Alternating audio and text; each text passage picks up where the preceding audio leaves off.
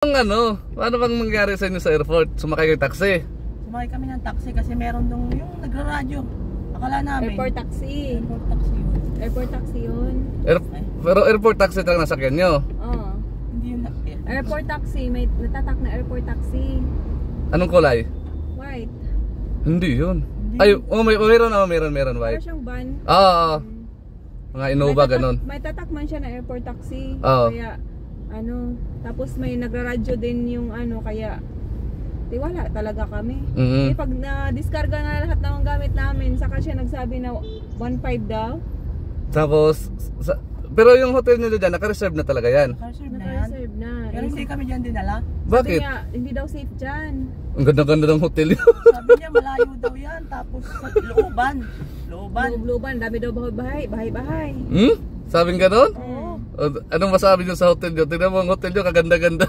Ang ganda nga, mas maganda pa nga doon sa food hotel na tag 3K, almost 3K, 2 pesos na lang ang kulang, 3K yung bayad namin isang lang. Isang araw? Isang araw lang, alas 2 hanggang alas 12 lang. Bakit di kayo dyan hinatid? May reservation na sana kayo dyan. Kaya nga nag-transfer kami dyan. Ang sayang tuloy yung nyo, binayad nyo pa sa hotel. Kaya nga, iwan ko dun sa driver na yun. Kasi, saan kayo din kayo sa di ba sa food hotel kayo Umikot lang, ang lapit. Mga 5 minutes lang. Tapos siningil na kayo, doon kayo dinala. Tapos ganun kamahal ang oo. binayaran nyo sa hotel. Nanghingi pa nga ng pangkape Ano ba yan? Hindi daw safe yung hotel nyo dyan. Ang ganda-ganda yung hotel nyo, kaganda-ganda. Tapos highway na highway pa. Sabi niya, loob-looban daw. Diyos ko. Kami naman, malay ba namin?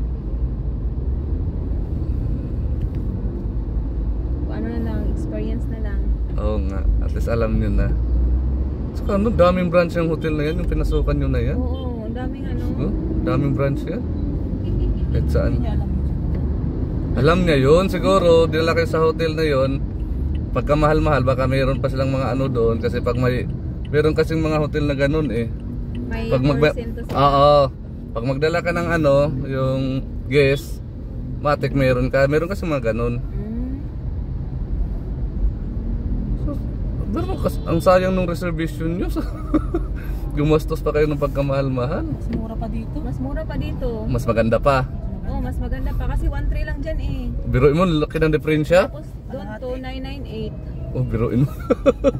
2 araw mo na yung Araw na namin. nadali kayo doon.